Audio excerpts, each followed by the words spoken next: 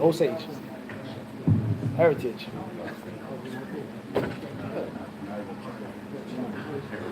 Alhamdulillah. If you want to see you are. Bismillah ar-Rahman ar-Rahim. Alhamdulillah Rabbil Alameen. Salatu wassalamu ala Rasulillah. Wa ala alihi wa sahbihi ajma'in. Amma ba'd. Assalamu alaikum wa rahmatullahi ta'ala wa barakatuh. Last class or last lesson that we did from Ta'deeb al-Sirat al-Nabawiyyah, Nawawi, the author, rahimahullah, was speaking regarding the akhlaq of the Prophet sallallahu alaihi wasallam, his moral description, his sifa, which is khuluqiyya. After we mentioned and explained his sifa khalqiyya, his physical description, how tall he was, how short he was, how thin he was, how broad he was, how light he was, how dark he was, his physical description. And the most important aspect is the moral description. How he was as a person, as a human being, as a father, as a leader, as a general, as a spiritual guide, as a friend. Okay? What was his akhlaq? What was his character? Nawawi rahimahullah ta'ala, he mentioned, إذا انتهكت حرمات الله عز وجل فحينئذ يغضب ولا يقوم لغضبه شيء حتى إذا انتصر للحق. With regards to, did the Prophet ﷺ become angry? Did he even get angry? And if he did get angry, why? And when he became angry, how long was he angry for? And what did he do when he was angry? What did he do when he was angry? Extremely important thing that each and every one of us needs, starting with myself. And that is, following the sunnah of the Prophet ﷺ is manifested in many things. And one of the things that it should be manifested in is his control of anger. Number one, not getting angry over every single small, simple thing. Number two, being selective when you choose in which to get angry. Number three, what do you do when you become angry? For the sake of Allah. And how long does it last? And is it sincere for Allah or for other than Allah? Anger that is lacking any type of prejudice or bias. This is a violation of Allah's rules. Friend, foe, close, far. Poor, rich, doesn't matter. Allah's rules have been violated, I'm angry. Most of us, and Allah knows best, through social media outlets, and when we talk about dawah and things like this, we play the game and we put on a show, a charade and a masquerade like we're getting angry for Allah. But in actuality, it's nothing but anger for one's personal self, or for your clique, or the people that you're friends with and cool with. But in actuality, if you wanted to get angry about something that was a violation of Allah's laws, there's thousands of things. You can cut on the television, you can open up Time magazine, National Geographic, you can look at your news feed on your phone and become angry for Allah's laws being violated. But you choose to selectively say, I'm being angry for Allah, I hate this person for Allah's sake. It's not true. Because if you hated for someone for Allah's sake, you would hate anyone that's against Allah and His Messenger. لا تجد قوما يؤمنون بالله. Allah says you won't find the people who believe in Allah on the last day. يوادون من حد الله ورسوله, who show love and affection to those who oppose Allah and His Messenger. Kufr, shirk, bid'ah, sin, nifaq. There's no discrimination. This person has manifested mukhalafa to Allah and His Messenger. I hate him for Allah's sake. This one is a fasiq, this one is a kafir, this one is a mushrik, this one is an innovator, and the list goes on. You just don't pick and select what you want to get angry over for Allah's sake. Because any violation of Allah's rights and Allah's laws is a violation, period. Period. So some of the ulama of Islam, they say that there's no such thing as small sins or minor sins in Islam. And all sins are major, and that is not looking at the sin itself, but looking at the one whom you disobeyed. And of course we know what they mean by this is not something that's actually literal. There are major sins and minor sins. There's no doubt about that. But they're looking at from a deeper perspective. Is that there's no discrimination between a small sin or a big sin. It is the right of Allah that you've violated. You've broken the laws. So we have to sit down and check ourselves. Who do we become angry for, realistically? Why are we angry? And are we discriminative in our anger? Because any violation of Allah's laws is a violation of His laws, period. So Nawawi rahimahullah ta'ala, he said about the Prophet's character, his moral description, is that he never became angry for personal reasons. He never became angry and upset. He never became impulsive for personal reasons. If someone disrespected him or whatever, he never got angry over those things. To his wife, to his friend, to someone who was serving him. And he only became angry when Allah's rights were violated. When the Sharia was violated. Then he would become angry for that sake, for that cause. Okay? And when he took or struck, when he made a position of anger, it was only for that. Fine, moving forward. He says, وَكَانَ خُلُقُهُ الْقُرْآنِ وَكَانَ أَكْثَرُ النَّاسِ تَوَاضُعًا يَقْضِي حَاجَةَ أَهْلِهِ وَيَخْفِضُ جَنَاحَهُ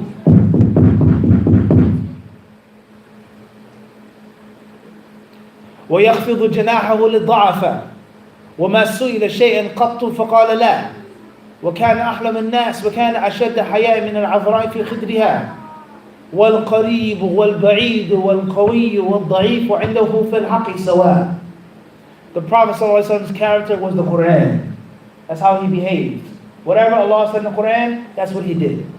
And he was the most humble of people. He was never boastful and prideful.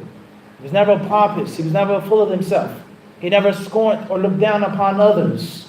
And he looked after his wife, his household. يَقْضِي حَاجَةَ أَهْلِهِ.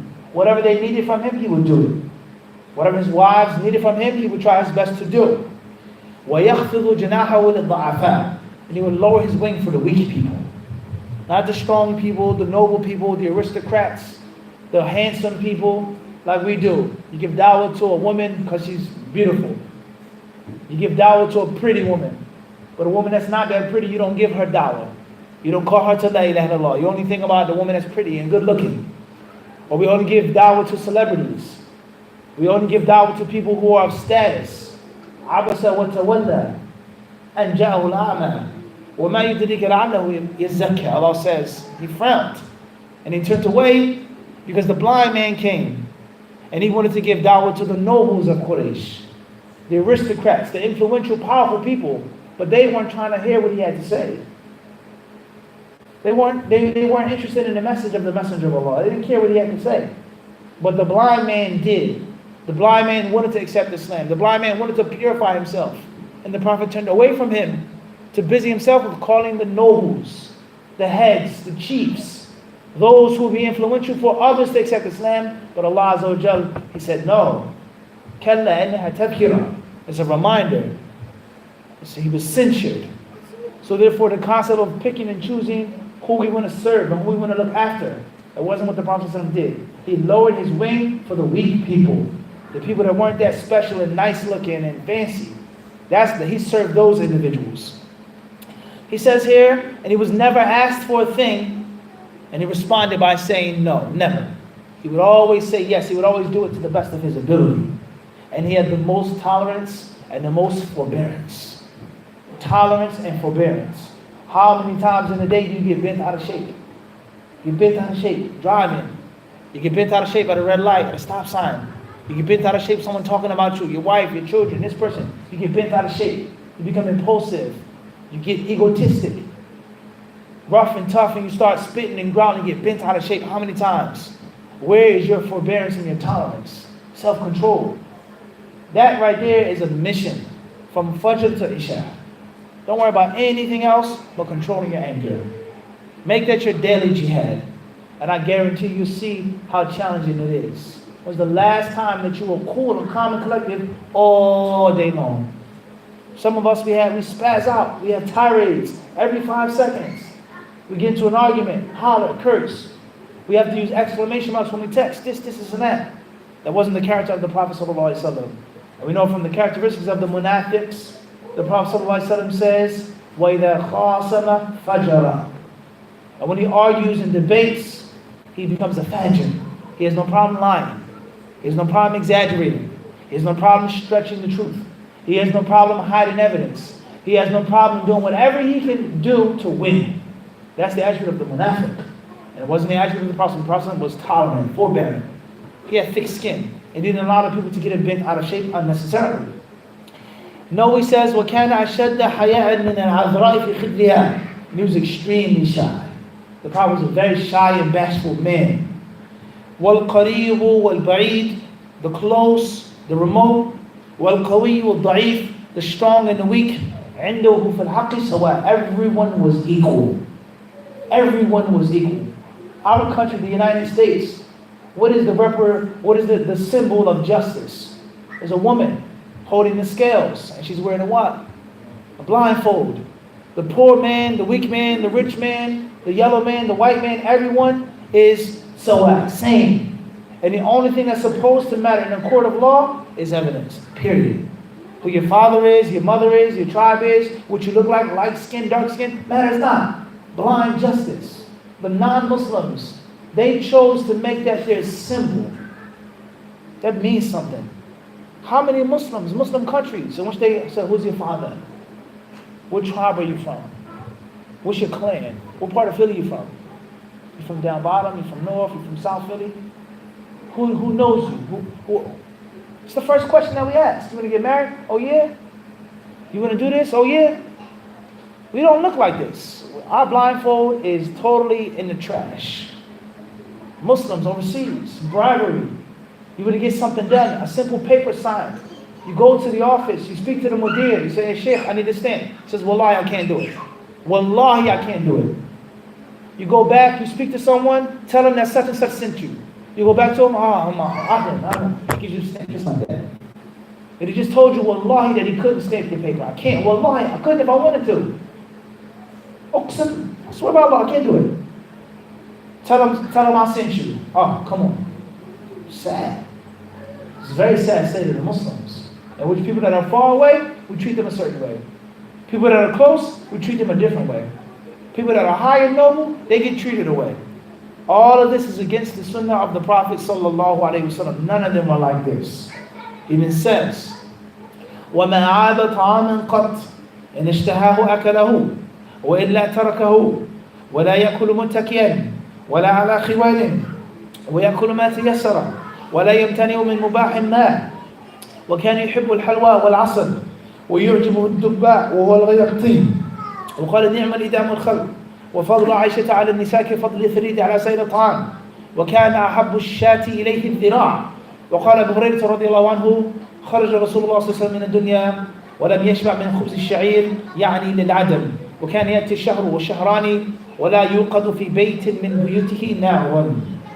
The Messenger of Allah صلى الله عليه وسلم never ever talked bad or spoke down upon food. He never found fault in the food.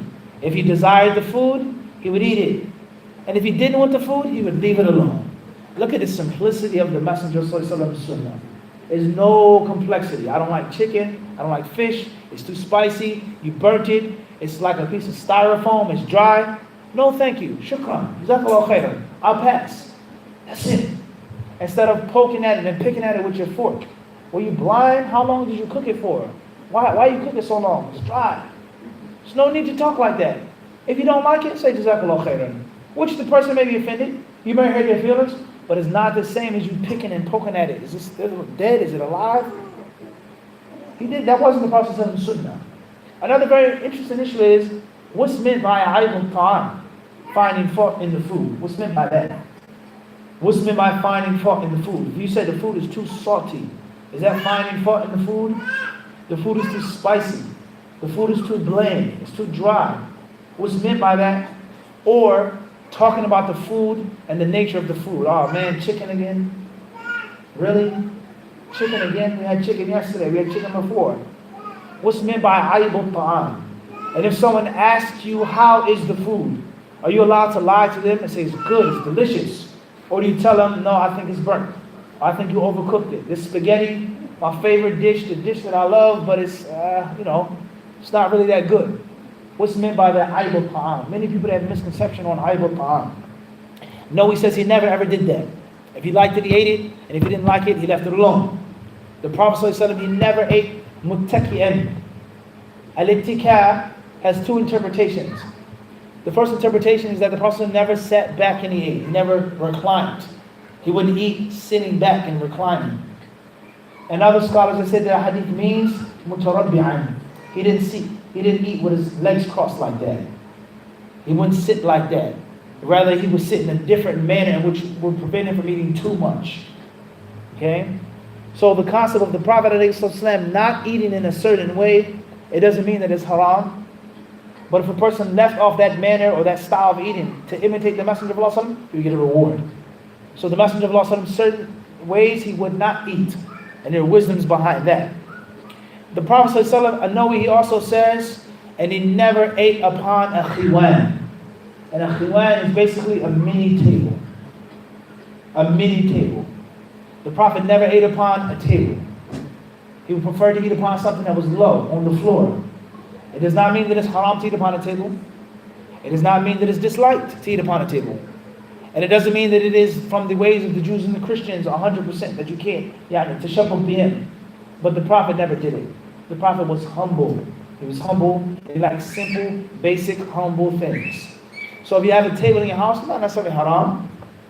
But I would advise to mix it up. Sometimes you eat on the table. Sometimes you sit on the floor. Mix it up.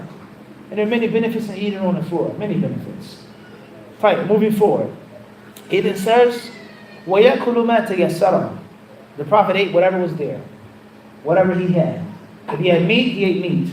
If he had dates, he had dates. If there was milk, barley, he ate whatever was available. Very important part of life is that you don't have to go out of your way and make a hardship. If Allah blesses you to eat something fine and delicious, alhamdulillah. That's what you have. That's easy. Allah made it easy for you. And many people, they say, I don't eat this food, I don't want to drink this because of this hadith and because of that hadith. Listen, ya akhi, don't worry. Hard times will come. Hard times will come. Or don't worry, son. I've been through so many hardships and difficulties. I've done it for you. You enjoy the smooth part of life. I paid your dues for you. Times in which I didn't have food. Times in which I went to sleep wearing a down coat because the heat was off. Times in which I took a bird bath because there was no hot running water. Times in which you had bread and beans or yogurt and bread for dinner. You eat the meat. You eat the lamb chops. Alhamdulillah for that. Allah's blessing comes to you, then you take Allah's blessing. And there are going to be plenty of times in which there will be difficulties. Everyone is going to be tested. Everyone. At one point or another in this dunya, Allah is going to test someone while taking something away from them. So let the good times roll, as we say. There's tremendous wisdom in this. The Prophet ate what was tayassar, what was easy. If red meat was easy, that's what he ate. And if it wasn't easy to eat red meat, he wouldn't go out of his way to get it. He would eat whatever was in front of him, whatever was presented to him. And obviously we're talking about food, we're talking about seerah, but this is a deeper principle of life. Take what's easy. With regards to getting married, finding a sister. Allah brought the sister to you. Sure, she could be like this, or she's not like this, or I want one that's better, or I want, but that's not easy. And the proof that it's not easy is that it's not there in front of you. And the moment you go out of your way, you make an attempt to get it, it becomes further out of reach. Take what's in front of you. And the same applies to a brother, your husband. Look at the good in your husband. Don't look at the bad in your husband. Take what's tayassar, what's simple, the akhlaq of your husband that are right in front of you. He has this fault, he has this mistake, I wish he would do this better, but look at all the good that I have, that Allah has made it easy for me. So this, if you have this philosophy in life, quote unquote philosophy, it will make your life so easier, so simpler. To just be easy, be simple, be cool. Don't go out of your way, don't make a hardship for yourself unnecessarily. And Allah has no doubt that Allah wanted us to learn this from the Prophet. Allah wanted us to learn this from his eating manner and apply it to other aspects of life. No, he says, وَلَا يَمْتَنِعُ مِنْ مُبَاحٍ مَا. Anything which was lawful, the Prophet, he would never reject. He would never refuse from eating or taking something which was lawful. There are no strings attached. There's nothing haram about it, nothing disliked about it. He would take it. That's another very important life principle. Do you know more than Allah? Are you more pious than the Messenger of Allah? Oh, I don't want to do that because of such and such. And I don't want to do this because I might fall into this. We have to be careful when we read certain narrations of many of the people of the past. This person wouldn't eat. This person wouldn't sleep on the bed. This person would stand up until he fell out. This person would fast until his tongue was black and green. The Prophet never did that. The Prophet never rejected fresh things. He never rejected good things. The Prophet never rejected simple things, as long as it was mubah. So when we talk about zuhd, and we talk about al-wara, there's a balance. And when you read the afal, you'll find many positions of many of the people of the past, which is against this. Imam Ahmed wouldn't allow his sons to eat this. this Imam would say, you can't bring this into my house. Imam Ahmed said, yes. This Tabi'i said it. This Sahabi said it. But the Prophet ﷺ ate fresh food. And he never ever said, don't bring the fresh food. The Prophet ﷺ allowed this perfume. The Prophet ﷺ allowed this gift to be given to him. So that's the Sunnah. The Sunnah of the Prophet ﷺ is crystal clear. He says, and the Prophet used to like al-halwa, a type of sweet, a sweet type of thing. Something sweet to eat. The Prophet, he liked sweet things. And he also enjoyed honey. What could be sweeter than honey? What could be more luxurious and extravagant than what? Honey. The moment the honey hits your tongue, your whole mouth is in joy from the sweetness of the honey, the benefit of the honey. And the Prophet, he ate the honey. And he was fond of honey. And he also used to like al-dubba. He liked squash. He liked zucchini. It was one of his favorite things to eat. This type of vegetable, which is actually a fruit. We call it a vegetable, but it's actually a fruit. Dubba is a fruit. He used to like squash and zucchini. He also said, ni'man idamul khal. He said, vinegar is an excellent sauce. Vinegar is an excellent sauce, meaning the Prophet allowed us and encouraged us to have certain things as sauce or a dressing. You don't just have to have a salad with lettuce and tomato or cucumber. There's nothing wrong with a dressing. There's nothing wrong with some sauce. If you want some sauce on your food, that's fine. And the Prophet also said, the virtue that Aisha has over the rest of the women, the virtue of Aisha over the rest of the women is like the virtue of meat and bread over the rest of the food. Meaning meat, bread, and sauce is a good meal to have. So there's nothing wrong with having what? Meat and sauce, meat and bread. Whether it's a steak, whether it's a cheese steak, whatever is your cultural dish that involves that, it's not haram to eat. And it's not disliked to have. The Prophet ﷺ was fond of lamb, mutton. And he liked the shanks. He enjoyed the shanks very much so. Abu Hurairah radiallahu anhu said that when the Messenger of Allah ﷺ left this world, when he left this dunya, he never became full from khubz al-sha'ir. We have different types of bread, right? Whole wheat bread, you have white flour, you have grain, and you have barley. It's not the finest type of bread. It's not the softest, tastiest type of bread. It's a low type of quality. And the Prophet ﷺ, when he left this world, he never ate to his full from that type of bread. No, he says about this, minat lil adam, because he didn't have it. Not that he would reject the fine bread or the good bread, but he only ate what was what? In front of him. Everyone understand this? Moving forward, he then says, and months would go, months would come, months would pass by, and there was never a fire in the household of the Prophet ﷺ. There was no fire. If you have no fire in your house, you're not eating soup, let alone something roasted, something grilled, something that is broiled or baked. You're eating something which is cold. You understand this? Dates, water, stuff like this. Imagine that if you didn't cook for an entire month. Try it out. Just think about it. You go all day without eating no food cooked. Whether you have a hoagie or a cold sandwich or a salad. Even if someone else cooked it. But for you, 24 hours, don't cut on the stove. No tea, nothing. No coffee, nothing. Then try it a second day, and a third day, and a fourth day. You'll be shocked how hard and how difficult it is to have no fire in your house. Also, no hot water. No hot water. There's no fire in your household for an entire month. Try it out. You'll be shocked how ungrateful you are and how forgetful you are of Allah's blessings to have running hot water. Do we realize this, that in the past, kings, emperors, noble courtiers, they were the ones who washed up daily. They were the ones who had a hot bath, a shower that was hot, abundant water. And nowadays, alhamdulillah, we cut on the faucet and we take a 20-minute shower. You scrub, rub-a-dub-dub, singing in the shower. You use soap and body wash and this, that. You scrub yourself. In the past, that was something that was made for a king. Rich people had the luxury of sitting in a cauldron with steaming hot water and soap and scrubbing and cleaning themselves. So many luxuries that we have today that weren't available for the people in the past. So we have to be mindful of these blessings.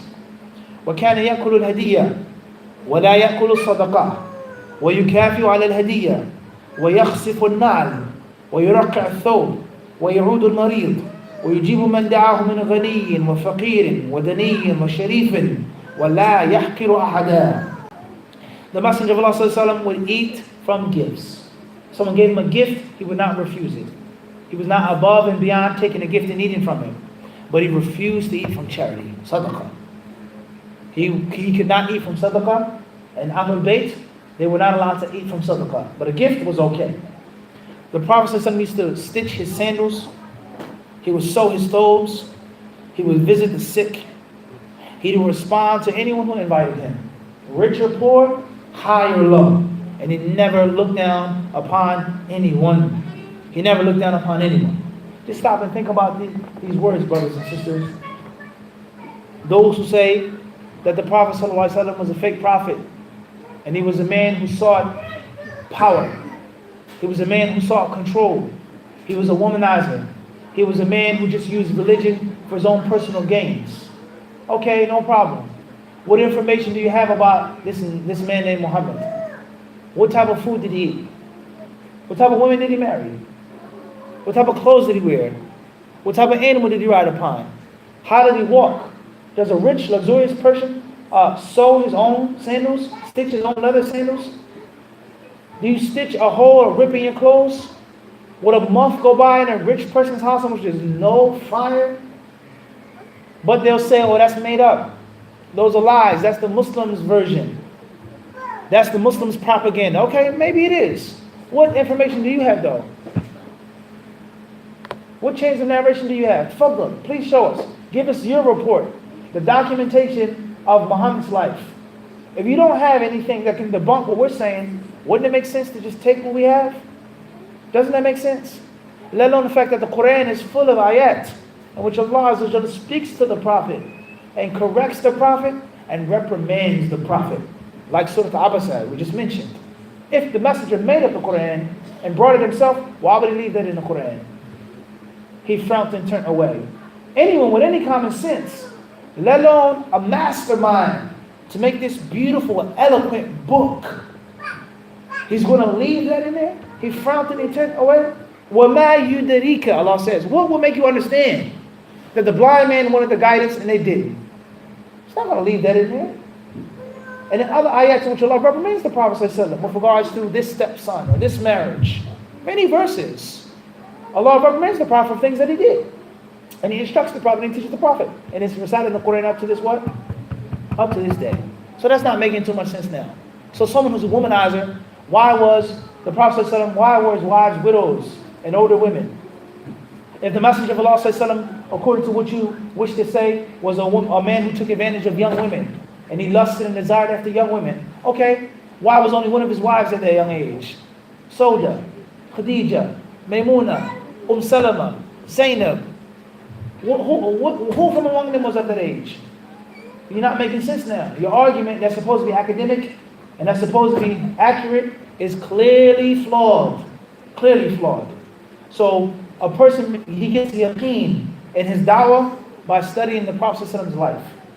And the life of the Prophet is only taken and only studied through his hadith. And this is a proof that hadith is the foundation of everything. And the stronger you are in hadith, the better you are at da'wah. Because your argument is based off of and is supported by facts, evidence. Tell me about your prophet. Tell me about your guru. The one that we have to follow. Tell me about him. Give me information about him. And this is a tactic that I would advise you to use. Most people who claim a person that they follow, that they love, 9 out of 10 of them can't describe the person. Let's get even deeper than that. A Muslim, you follow this sheikh. What does Sheikh Fulan look like? Fadl. Tell me what it looks like. Have you ever seen him? You ever sat next to him? What's his favorite meal? Give me a description about his life. And you're so obsessed with him. Tell me one thing about his personal life that you know. This is an extremely important question here. And this is also used against those who call themselves Christians. And they talk about Christ. Tell us about Christ. And we believe in Isa. It's not a problem. It's not an issue. But I'm trying to prove a point that your way is faulty. What color was Jesus? Was he white or black? Did he have straight, fine hair or curly, woolly hair? Where is it documented in your scriptures, in your books? Where's the chain of narration that talks about Isa in detail? Because I give you everything about the Prophet, even the stuff that you consider to be bad. That he married a woman of this age, and he supposedly committed genocide against these Jews in Arabia. I have the evidence. I have everything for and against him. What can you provide me with regards to Christ, or this guru, or this prophet, or this one that you claim to believe in and follow? Tell me about him. They can't give you anything. So something is wrong if you're obsessed with a person, following a person, believing in a person, worshiping a person, and you don't know too much about it. So this is one of the fawaid, one of the benefits of the seerah. One of the benefits of ilm al-hadith with regards to dawah is that we have detailed description of what we do, why we do it, how we do it. Can you say the same about yourself? Can you prove that? You can't. So studying the seerah is not going to bring anything within that ta'ala but light upon your heart, upon your mind, and inshallah ta'ala is going to give you sharp words when you give da'wah. Because you know what, how, when, and why, what the proofs and what the evidence is. And now Rahimahullah ta'ala even says, وَكَانَ يَقُدُ تَارَةً عَلَى الْقُرْفُصَارِ وَتَارَةً مُتَرَبِّيًا وَتَقَعْ فِي أَوْقَاتٍ وفي كثير من الأوقات أو في أكثرها محتبيا بيديه وكان يأكل بأصابعه الثلاث ويلعقهن ويتنافس في الشراب بالإناء ثلاثا خرج الإناء ويتكلم بجوامع الكلم ويعيد الكلمة ثلاثا لتفهم وكلامه بين يفهمه ما سمع ولا يتكلم من غير حاجة ولا يقعد ولا يقوم إلا على ذكر الله تعالى وركب الفرس والبعير والحمار والبغل وأردف معاذا خلفه على ناقة وعلى حمار ولا يدع أحدا يمشي خلفه. He then says, and the Prophet ﷺ, he had different ways and styles of sitting. Different ways and styles of sitting down. Allahu Akbar. I know how my Prophet sat down. What can you tell me about yours? What can you tell me about your leader? You don't know what color he was, let alone how he what? How he sat. Sometimes the Prophet crossed his legs. Sometimes his legs were in front. Sometimes he sat. Sometimes he reclined, etc. He sat in different manners. And the Messenger of Allah, والسلام, he would eat with his 3 fingers, and he would lick them. He would lick his fingers. And whenever he drank something, he would take 3 breaths outside of the cup or the gauntlet or the vessel. And whenever he spoke with comprehensive words. He didn't have as what we call weasel words, small, fragmented words. His words were solid. His words were concrete. His words were powerful and they were meaningful. Powerful and meaningful. He didn't have to say a lot, but when he spoke, it meant something. He didn't have to keep running on and on and on. His words were jawami'. One sentence meant a paragraph. One paragraph was a chapter. One chapter could be explained and expounded upon in a book. That's how the Prophet ﷺ spoke. And whenever he spoke, he says, sometimes he would repeat himself. And he would say something 3 times for the people to get the clear message. The clear message. His words were plain, simple. Anyone who heard him understood what he meant and understood what he said. There was no ambiguity in his speech. And he never spoke unless there was a need. He did not talk unless there was a need. How much happier would our lives be if we implemented this? Talking unnecessarily. Only speaking when we have to speak. Instead of giving a sentence, give 1 word. And the same applies even to a street level. A street level. You don't have to holler and scream and make a bunch of threats. Would you say to the brother, where you at? No, but I'm saying I was advised. I get that. Jazakallahu khairan. Just tell me where you at. It's nothing. There's no long conversation that's needed. I'm coming to you. You don't have to come to me. No Uber. Just tell me where you at. And everything that you can say, you can what? Face to face. No. Just tell me where you at. Real tough guys, they don't holler and scream and pound walls and punch holes in walls. That's what cowards do. They don't have to make threats. They make promises. You've been warned. Khalas. There's nothing to say. The words are solid. Powerful speakers. They don't have to talk for 45 minutes.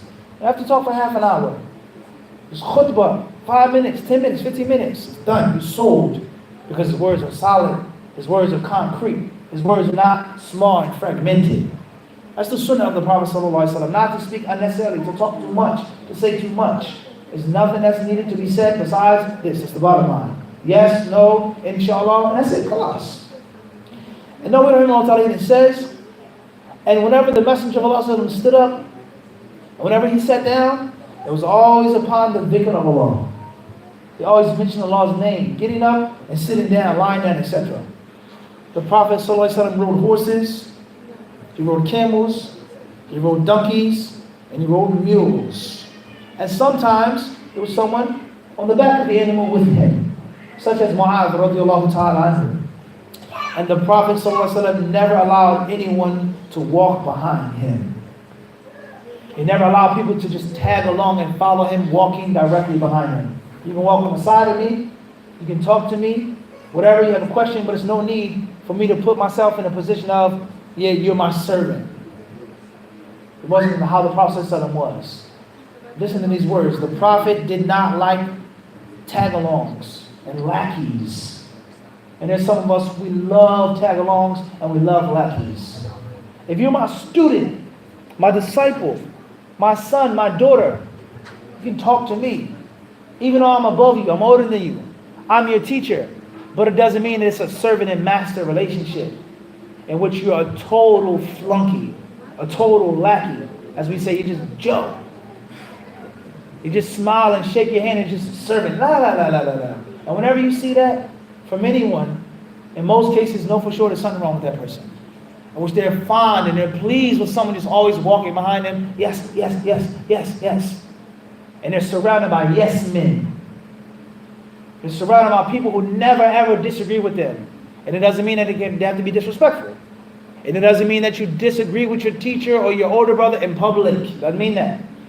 It doesn't mean that you disagree with your husband in public. But you're a yes man. Every single thing is yes, yes, yes. And you're always right. Just think about this now. In which, in order for you to contact me, you got to go through 5 or 6 or 7 different people. You can't talk to me, you can't sit to me. Brother Fulan's, I'm speaking on his behalf. Let Brother Fulan talk.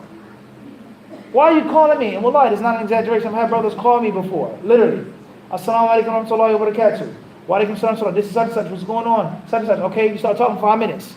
Then 5 minutes later, another person tags himself in. Yeah, I was on the line too. Then another 10 minutes, a third brother comes in. Wallahi. Then 30 minutes later, Brother Fulan says, Jazakallah khairan, I was listening the whole time. What is going on? In which a person has to have someone to introduce them to have a basic phone conversation. Something's wrong. And anytime you're surrounding yourself around yes men, is a reflection of you and your insecurities and what you lack. And you can't bear the thought of someone having any brain power in your circle. As a wise man, he once said, if everyone in the room is thinking the same, someone in the room isn't thinking. If every single person in the room is thinking the exact same thing, we all agree 100%. There's no type of variation. We can make ijma', that's not a problem. The shura. Me and Abu Sajid, we agree. But said, no, I think Mufti, you should do it like this. Or Abu Sajid, no, do it like that. But we agree on the idea of the conference. But it's everyone in the room shaking their heads, bobbling their heads. This wise man, he says, someone in the room didn't actually what? Cut on his brain. And he just went along with the flow. And he just shook his head and bobbled his head along with the next person. Just think about this now. Are these the people that you have in your circle? You have knowledgeable people around you? People who dare and have the audacity to say, with all due respect, I differ with you on this issue. With all due respect. Or do you have people that just say, yes, nah, I'm sure. All day, every day. It means something. So from that, he says, he says about the Prophet, he never allowed people to walk behind him unnecessarily, in which you just a tag along. I know that I'm older than you. With all humbleness and humility, everybody knows I'm more knowledgeable than you. But come, walk to me, talk to me. You got a question for them? I'm listening to you, akhi. You don't take 10 paces behind me. And then when we stop, then you can ask me the question. Something's wrong. And oftentimes people who accuse people of being egotistical and accuse people of being proud, accuse people of being arrogant, conceited, they are the worst. And that's one of the oldest tricks in the book. And that is the deflective strategy. Is that I'm so full of myself, I now have to accuse you of being full of yourself. That way you're not thinking about how high up I am on the throne. He said, I don't walk, I get carried. Poet, he said this. You understand this? So we have to be mindful of this with regards to humility, with regards to humbleness.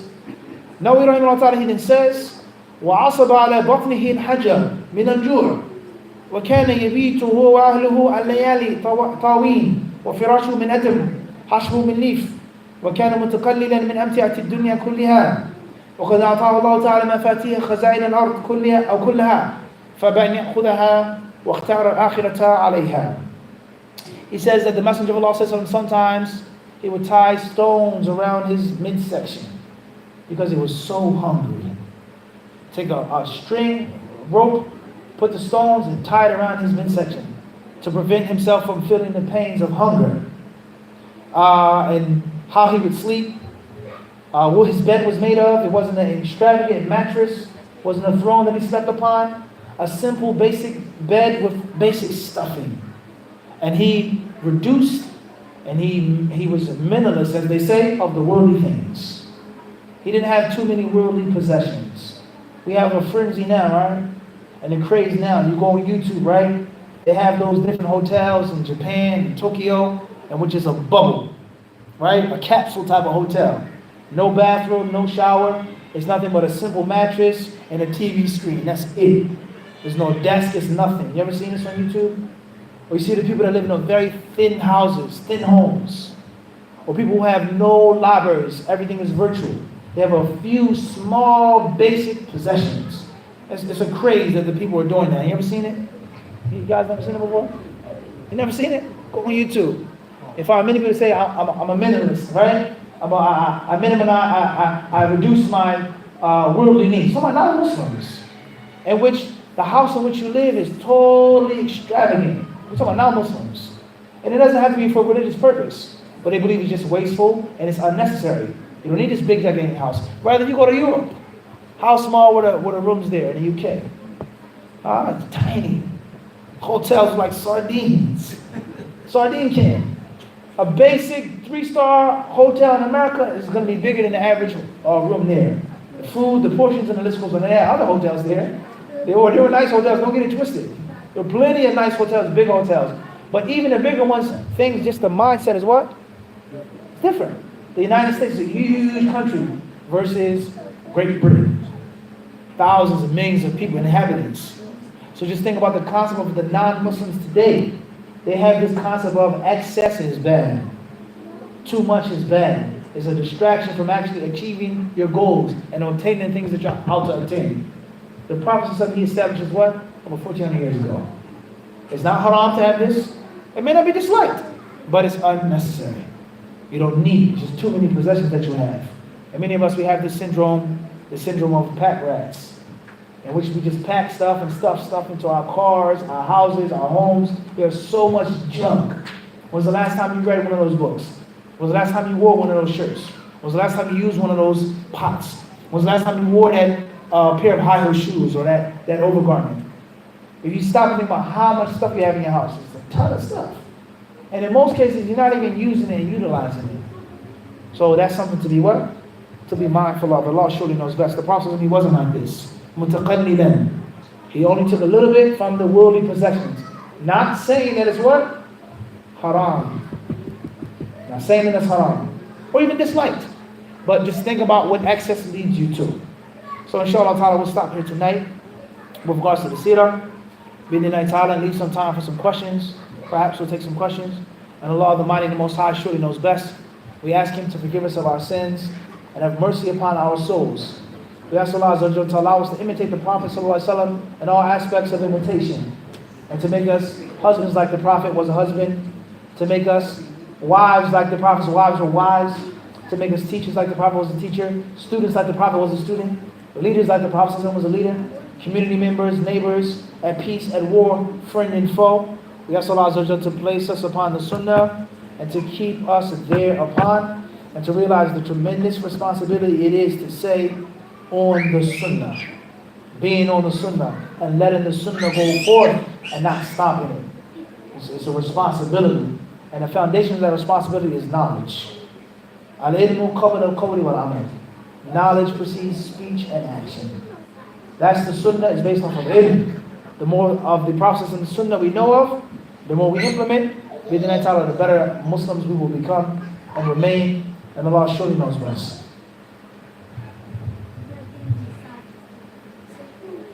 Further.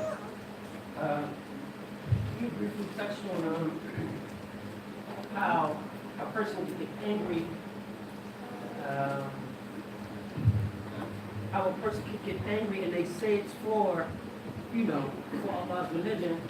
What I wanted to know was, sometimes, we say we get angry because Allah's limits is being violated or something like that, even to the point that we'll get angry with a Muslim for deviation, or we'll get angry to the non-Muslims for doing things that they shouldn't do, but at the same time, we're lenient with the ones that we love and the ones that's close and family and friends.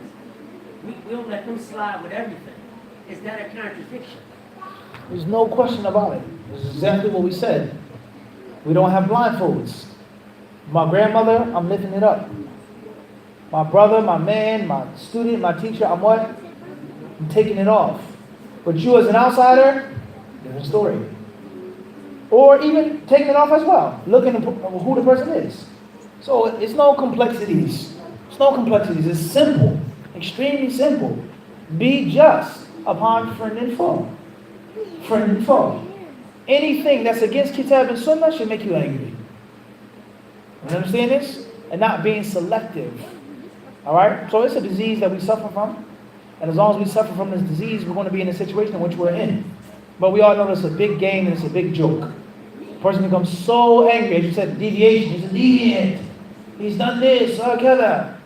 But look how lenient he is with kuffar. Ask yourself the question, for argument's sake, who's going to be in the hellfire forever? Or this deviant person? For argument's sake.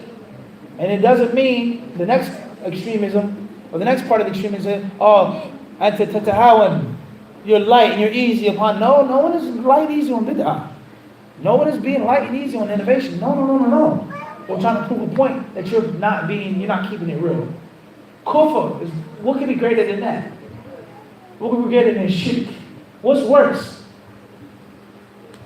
Okay, so selective. We want to stand up for Allah's deen when we want to. And the same applies to different countries overseas and humanitarian projects. The people, they'll scream and they'll cry for a country. But this country's been getting bombed and blown up for how many years now? These Muslims have been killed, murdered for how many years now? No one went to the street, picked up a sign and protested. We pick and we choose and we select the love and the hate that we want to have. That's the problem that we suffer from. May Allah help us in that. Further. It was mentioned that there are many benefits of eating on the floor. Can you shed light on Benefits upon eating on the floor. Could you share some of those benefits? One benefit of eating on the floor is to reflect. Reflect on the blessing of the table. Where did that table come from? What tree was cut down? How hard is it to cut down a tree? To quarter the wood, to process the wood, to polish it, to put it together. How much work is put into a table? When was the last time you thought about that? Eating on the floor makes you reflect on that blessing, having a table to sit upon. And anything that takes you into a conscious state in which you reflect and you remind yourself of Allah's blessing is going to be good for you. Walking without driving, the automobile. You get in your car, you drive how many miles you want. You have air conditioning, heated seats, heat, tinted windows. You have so much comfort and luxury. Now walk 5 miles yourself. Walk 10 miles yourself. You understand this? There was one brother overseas. He said that one of my dreams in Saudi is to walk from Mecca to Medina. I don't want to get in a cab. I don't want to get in a bus or a train. I want to walk from Mecca to Medina. So the brother said, why? He says, because I want to see what the Prophet went through. How far it was to walk on my feet. Of course, the Prophet's shoes were nothing like this brother's shoes.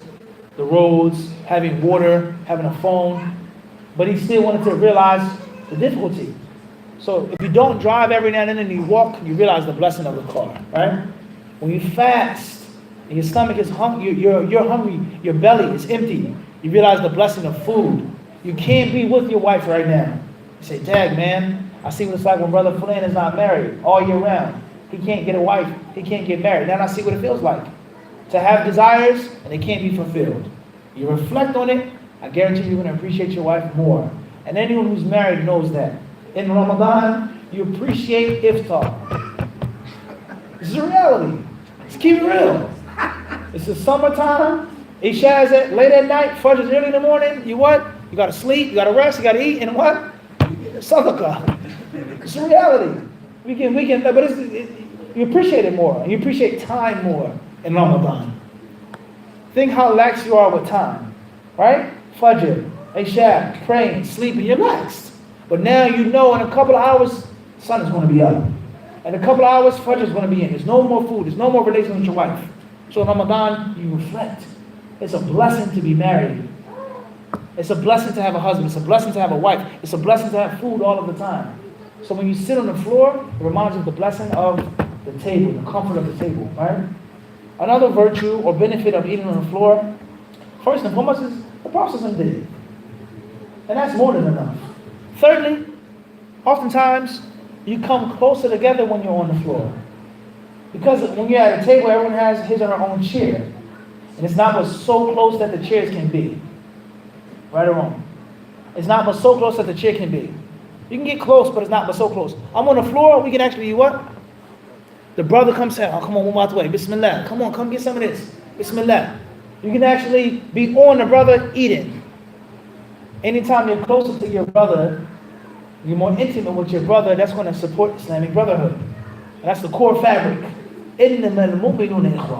Allah said the believers are nothing more than brothers. That's what they are, brothers. So that's the benefit of eating on the floor. Another benefit of eating on the floor, is that perhaps it will prevent a person from overeating. Or perhaps it will prevent a person from eating too little. And this is one of the wisdoms that the ulama mentioned of eating from one plate. Brothers who have big appetites, and brothers who have small appetites, you're not on blast as much. Right? But you have your own plate at the table with your fork, your spoon. I know exactly how much you ate. Is this not the case?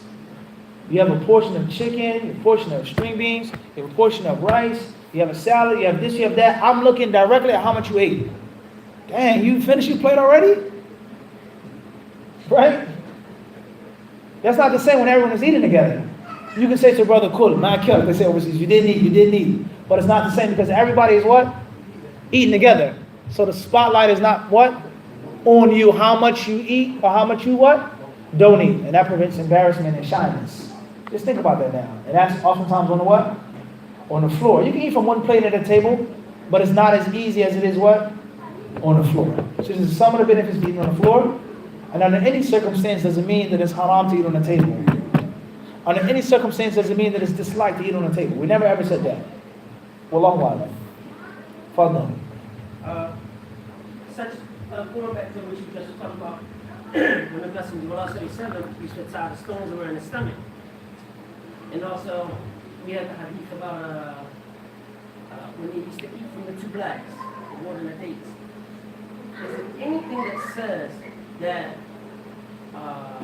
those hadith were at a particular time and then later on the condition changed?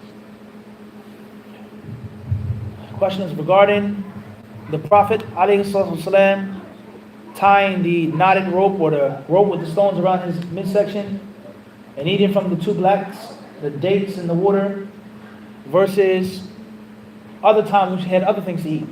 Was it at a later time? Was it abrogated? Was it a specific situation? Etc. I don't know of any specific date. Rather, as Abu Hurairah mentioned, the Prophet ﷺ left the dunya without becoming full on a specific type of bread. So it was something that was continuous. It was continuous. But it was continuous based off of the situation. So the process of having it versus him asking for it, he could have always asked for it. He could have raised his hands. He could have asked Abu Bakr or Uthman or Abdurrahman ibn Auf, the rich, wealthy companions, but he didn't. He didn't. So therefore, that's the sunnah. And this goes to show us flexibility. Flexibility, be flexible. There is no set rule or law how you live. Sometimes we have meat, sometimes we have beans. Sometimes we eat this, sometimes we eat that. Whatever is what? Convenient. In light of what's a bigger priority. A bigger priority is for us to go here, make it here on time, or to buy this, to give this a sadaqah, to make umrah. So therefore we're going to sacrifice and relinquish other things. But if that's not the case, alhamdulillah, we had steak tonight. We had salmon tonight. We had this type of thing tonight. Alhamdulillah, there's nothing wrong with that. But the problem comes in when you can't get the steak. You can't get the shrimp. You can't get the brand name. You can't get the expensive luxury stuff unless you do haram, unless you beg, unless you lie, unless you exaggerate. That's the danger zone. And that life of luxury, and you are addicted to luxuries, it leads you to that. And what you don't have the ability to walk when your car is broken down. You can't eat on the floor if you don't have a table. Don't understand this? You can't just have vegetables if there's no meat in front of you. So that's the greatest lesson from that, is to be able to rough it out when you what? When you have to rough it out. The hadith about combing your hair every day and greasing your hair every day. What's meant by that hadith is men not becoming too pretty, too comfortable, too aware of their outward image and appearance. Because you never know, you have to what? Rough it up. There's no pretty stuff right now. It's time to be rough and tough. But if you're always dainty and pretty and your hands are manicured and moisturized and this and that, you will complain when your car is broken down. You'll complain when something goes wrong at the airport. You'll complain about the money that you don't have, and you'll jump out of character. You start arguing and fighting and fussing. That's the issue. And Allah surely knows best. Fadl Shaykh. Wa alaikum salam wa rahmatullah. Virtues will eat on the floor. And I don't want to get my age up too much. That in my household back in the day, you better eat on the floor. Allah Akbar. It brought us closer. It brought us closer. And the wrong with us, you better not buy no table and put it in my house. That was how we came up with it. But the virtue against the culture, it brought our family closer. To the point that drink out of one glass, everybody in the family better drink out of one glass. Whether that was right or wrong, I don't know. But that's how welcome goes. So I hope that answers your question. Two, you mentioned something before, Sheikh, that about people having sex with you, and they always talk about you, they don't know you by experience. You know, I travel all through the states. I've never got to travel but all through the states and 3 hours. And I retired in 2016. True story. Taking out the body. I heard about y'all bro so much, man. When I came home, it was amazing. And I said, you know what? I can't take my people. And after reuniting after years, and so far, I be looking at these people and say, y'all probably don't even never set up with me. That's experience. 3, I'm gonna shut up back to this. Culture and history. I mean, you're a book. There's nobody yet my age in the state that never told the rich history of the Philadelphia Navy Yard and what Islam brought to it. The Philadelphia Navy Yard? Yeah. Okay. SubhanAllah, I haven't heard it yet, and it's good for our young brothers to know what Islam brought to Navy Yard. One quick one, because I was the first one. You had the Italians running, you had the Irish running, and we was at the bottom floor. The Muslims were in the fourth level. So at one time, I kept going to the office saying, we got to have our June Friday. Everybody was scared to go to the powers of the day, to the appreciation. And who's in charge of the Italians? And it was, not too much ago, I was bringing up, I'm Muslim. I have to have my Fridays on. Scratch his head. You look, Muhammad, if I give you permission, every black person in the Navy Yard will come and get that same excuse to have our Friday. He said, but I tell you what, go to your email, or go to your Mosque Islamic Center at the time, and give me a letterhead. Once you get that, you can take all any Friday you want. Alhamdulillah, it happened. My sheikh is dead now, he gave us a letterhead. But he was right. After that, everybody black was going to his office saying they was Inshallah, the history of Islam in Philadelphia as a whole needs to be discussed and proper light needs to be shed upon it. Not a lecture or talk here and there, but like some real stuff. Inshallah, classes, khutbahs, documentaries, podcasts. There's plenty of old heads that are around. The young brothers should soak it up, document it while they're around, inshallah. Midnight time. Fadal. I got a question concerning the gender reveal. Like a couple people came to me about the Islamic view on the gender reveal party. Gender reveal parties. Type. Inshallah, perhaps this will be the last question we'll take tonight. Maybe we'll take one more line after this. A gender revealing party. Similar to a baby shower. Okay, type. Khayr, inshallah. This is what I think is most correct and Allah knows best. If you make some type of Eid, some type of set, fixed celebration, obviously that's going to be problematic. As far as your wife is about to give birth, Sister Karima, Sister Ahmed, Sister Abdullah, Sister such and such, they get together, they bring her some gifts, some tea, some coffee, some donuts, some cake, some food. They sit around together, perhaps maybe play the duff or whatever. They make dua, they give their, make their blessings, inshallah, for the baby, etc. I don't see anything wrong with that. Whether you call it a shower, whether you call it a get-together, a shing-ding, whether you call it a gender reveal party, whatever name or title is given, the concept of coming together, having a meeting, having a small party for a sister about to have a baby, that's not necessarily an ibadah. And the same applies to Hajj. My family is throwing me a dinner because I'm going overseas to Hajj. You're about to travel. You may not come back. You're about to fulfill one of the pillars of Islam. You are lucky. How many Muslims haven't made Hajj? Too old, can't leave the country, don't have the money, too sick. You're about to go. We're happy. We want to show our gratitude to Allah. And we want to show that we're behind you. You can't say that's a bid'ah. It's not a specific act of ibadah. And if you say that it is a bid'ah, then it's also haram to meet and congregate and have tea and donuts or cake for anything else then. Because there's a specific reason why we're getting together. Because I'm off today, or because I'm coming this, because I'm coming there. It can be anything. So there are rules to what is and what isn't permissible and impermissible. And there lies no doubt, many people go extreme with regards to the concept of an innovation. And that's because they lack the proper knowledge and proper fiqh. Alright? So therefore, I don't see anything wrong with having a get-together between the sisters. There's nothing haram taking place. There's no dislike stuff taking place. They're getting together. They have food. They have drink. They congratulate her on the baby. They give her some gifts. There's nothing wrong with that. Names and titles are not the most important thing, unless those names and titles are mentioned in the Quran and the Sunnah. And if those names and titles are not mentioned in the Quran and the Sunnah, then it goes back to the content. So what is the content? Alright? Doing a specific reason, I want to reveal the gender, so on and so forth? Maybe.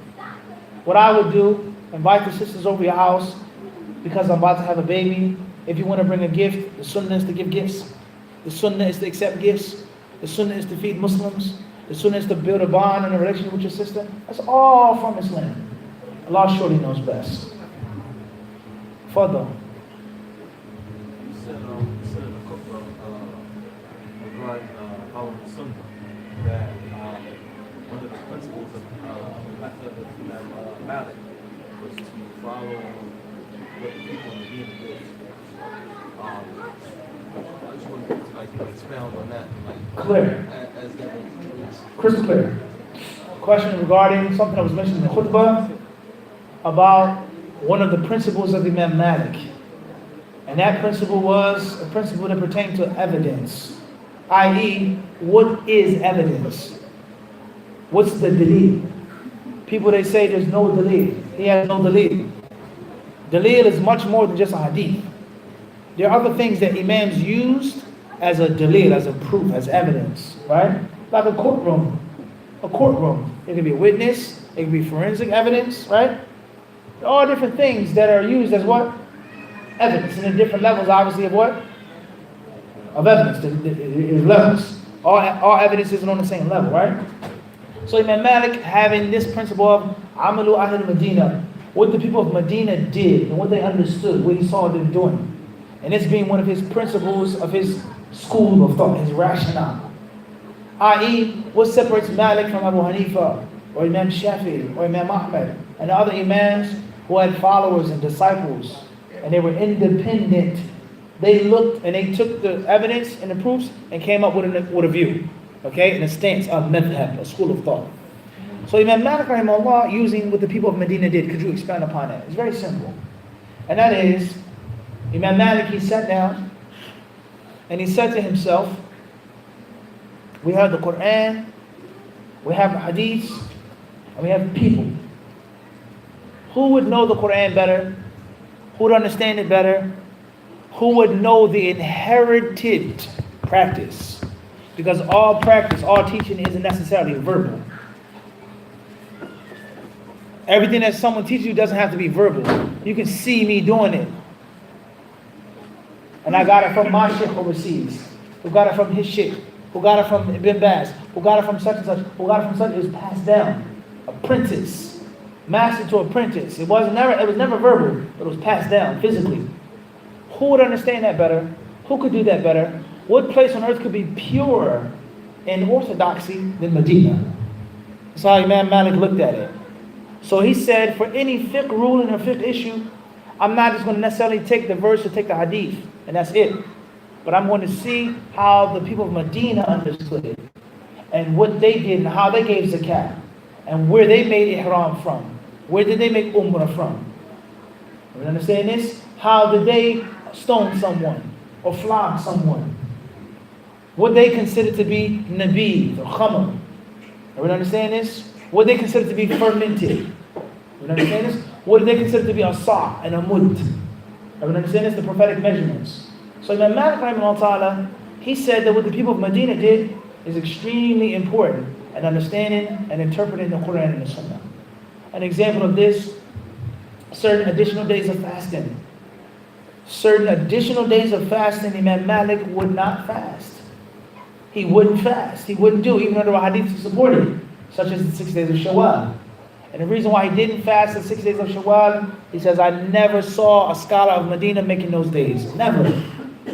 In other words, that's weird, that's strange, and that's peculiar. How is it possible for a sunnah to be authentic in its text, in its understanding? And the scholars and the ulama of Medina never ever do it. Everyone understand this? So a person who comes to Philadelphia and he wants to learn the culture of people of Philadelphia. He's in North Philly, Southwest, Northeast, Germantown, Down Bottom, Center City, this section, that section. He's all over Philly. And he never ever encounters any person in Philadelphia eating a cheesesteak like this. Blacks, whites, Italians, Irish, Puerto Ricans, nobody. I never saw anybody come and put cinnamon on a cheesesteak. So he leaves with the conclusion that it is not from the Sunnah to put cinnamon on your cheesesteak, period. Even though a person has a recipe and said he would do what? Put cinnamon on a cheesesteak. How could the whole entire city forget about it and neglect it? Either that text, that recipe is inauthentic, or it's not to be acted upon. That was Imam Malik's rationale. So he looked at the people of Medina, what they did, and that's because they had inherited it from the Sahaba, who inherited it from the Prophet. That was his rationale. Is that correct? Is that incorrect? Are there levels to that? That's a detailed discussion. Everyone understand this? That's a detailed discussion, and it's one of the reasons why the Imams differ. Imam Shafi'i, rahimahullah ta'ala, he says, I'm taking the hadith. The hadith says, he who fasts Ramadan and then follows it up with 6 days. And Imam Malik hypothetically says, I won't fast these 6 days of Shawwal. Why? Because I don't love the hadith, I don't respect the sunnah, but I never saw what? I never saw them do it. So therefore something has to be wrong. And I'm missing something. And I'd rather take what they did versus a single report or any other proof or evidence over which there is a discrepancy or an issue. Everyone understands? That's in brief. And the simplest, easiest way that I see I can explain to you is the concept of the culture of the cheesesteak. I see people put hot peppers, sweet peppers, ketchup, mustard, mushrooms, chicken cheesesteak, lamb cheesesteak, so many different variations, but I never ever saw anyone put cinnamon on it. So therefore I conclude that that's what? It's bid'ah. And Allah showing us what's clear, inshallah. That's in brief. That's in brief. You're going to have to pick up some books on this. Okay? If you wanted a good source, I would give you the evolution of fiqh. Dr. Bilal Phillips, The Evolution of Fiqh. He talks about all of the schools, the madhabs, how they developed and how they evolved. I would advise you to read that book tonight. Inshallah, you'll find your answer and much, much more therein. The Evolution of Fiqh. That's an old classic. That was Ajit? That was what? Back in the day. Before, that was what? That was way back when. Right? That's the old days. Things change, obviously. Allah knows best. That's our last question tonight. Jazakumullahu khairan.